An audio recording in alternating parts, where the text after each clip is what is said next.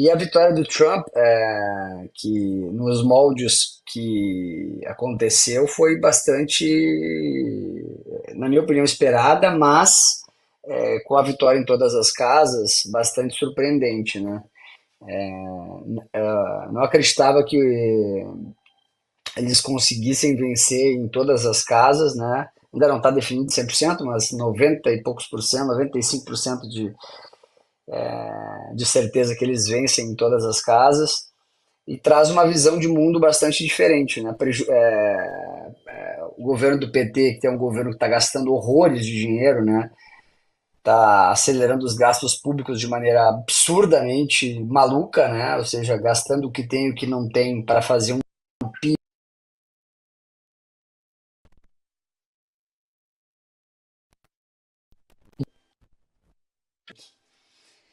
para poder se reeleger em 2026. Agora, com a vitória do Trump, eles vão ter que cortar gastos de verdade, né? E essa é a discussão no Planalto, que se arrasta aí há alguns dias já, e fez o dólar bater 6,90 aqui, né? Apesar da pressão que a gente teve da vitória do Trump, que é um nacionalista, né? Ou seja, a vitória do Trump é ruim para mercados emergentes, então desvalorizou as moedas do México, do Brasil e de outros emergentes.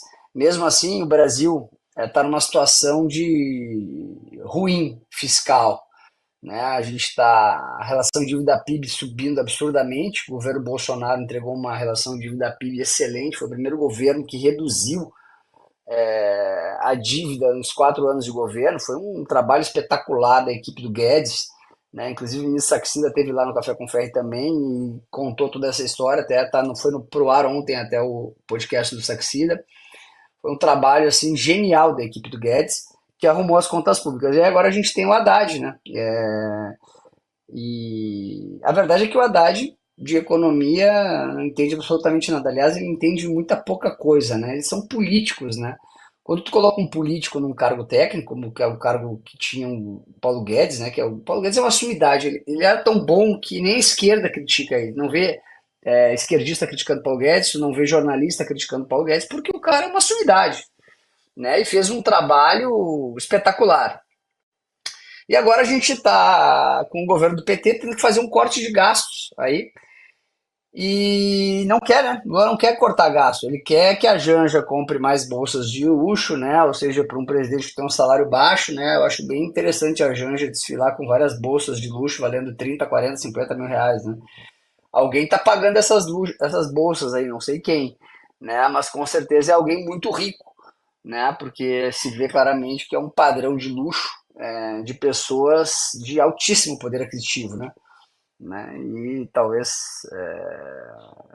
seja o salário do presidente aí que paga esses benefícios. Mas também a gente não vai saber porque o Lula decretou 100 anos de sigilo no cartão corporativo, né? Então a gente não vai poder saber o que foi gasto nesse cartão corporativo, né? O do Bolsonaro ele abriu, né? Os gastos, né? E rapidamente essa saiu da internet isso aí, porque o Bolsonaro não tinha gasto nada demais, né? Afinal, ele não ficava nem em hotéis de luxo, ele ficava nas bases militares. Então a gente vai precisar, com a vitória do Trump, o cenário é inóspito para o Brasil, principalmente pelo apoio que deu o PT para Kamala Harris, né? Público, inclusive uma semana antes da eleição. Outro ponto muito sensível é que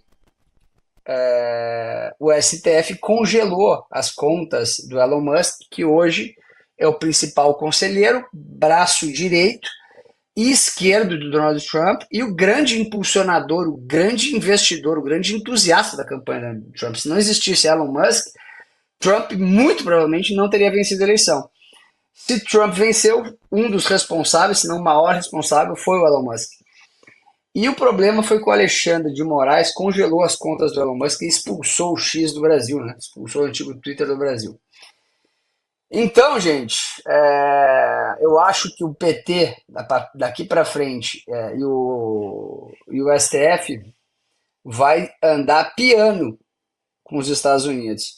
Porque uma coisa é tu peitar o Irã, tu peitar a Guiana, tu peitar a Argentina, tu peitar a Venezuela. Outra coisa é tu peitar os Estados Unidos. São coisas completamente diferentes.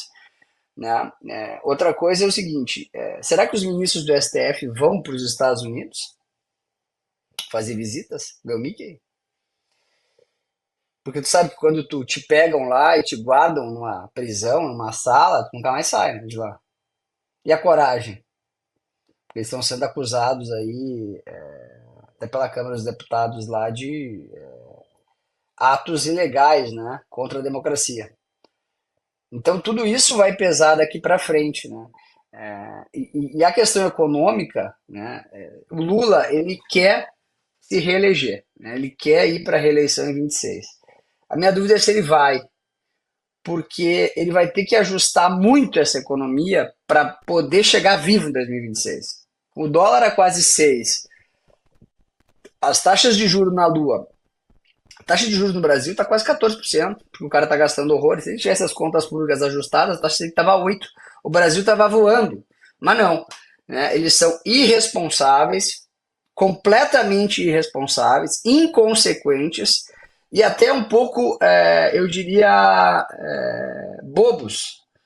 Porque, ora, se tu tem um gasto público muito grande, isso vai acabar gerando inflação, vai acabar prejudicando a população mais pobre, vai acabar subindo o dólar, prejudicando a classe média, e tu vai perder votos massivamente, e apoio massivamente. A Kamala Harris, 35% do eleitorado, mais ou menos 30%, 35%, falou que não votou nela porque a inflação estava muito alta nos Estados Unidos. Foi o que o Trump usou no primeiro debate, que dizem que ele foi mal. Ele só falava de inflação e de imigração, os dois pontos que a população era mais sensível, e foram os pontos que fizeram ele vencer as eleições nos Estados Unidos. Então, o governo do PT vai ter que arrumar a casa e vai ter que arrumar muito bem a casa para poder sair vivo em 26. Né? Agora, o Lula vai ter vontade política? Ele quer ir para uma reeleição? Na minha opinião, a situação está tão feia para o Lula que talvez ele nem vá para a reeleição. Né? Outro ponto importante é que, com a vitória do Trump, né, e ele sendo uma pessoa muito próxima da família Bolsonaro, o pêndulo de poder, né, começa a pesar para a direita, ou seja, Bolsonaro vai ficar elegível para concorrer, as chances hoje com a vitória do Trump são muito maiores. Né? Então eu acho que é isso que ficou no radar. O Lula vai precisar fazer um ajuste fiscal, vai ter que parar de gastar, né, e isso imediatamente, né,